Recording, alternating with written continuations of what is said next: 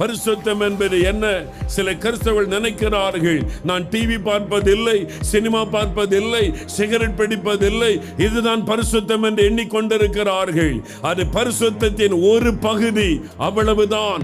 அதையும் செய்ய வேண்டும். அதற்கு அடுத்த பகுதி இருக்கிறது, வசனத்தின்படி வாழ வேண்டும். ஒரு குடும்பத்தின் பரிசுத்தம் என்ன தெரியுமா? மனைவியானவள் புருஷனுக்கு கீழ்ப்படிய வேண்டும் என்று வசனம் சொல்லுகிறது. அந்த வசனத்தின்படி மனைவி புருஷனுக்கு கீழ்ப்படிவதுதான் குடும்பத்தின் பரிசுத்தம். ஒரு புருஷன் தன் மனைவியிடத்தில் அன்பு கூற வேண்டும் என்று வசனம் சொல்லுகிறது. ஒரு புருஷன் மனைவியை நேசித்து அன்பு காட்ட வேண்டும், அதுதான் குடும்பத்தின் பரிசுத்தம். பிள்ளைகள் பெற்றோருக்கு கீழ்ப்படிந்திருக்க வேண்டும் என்று வேதம் சொல்லுகிறது.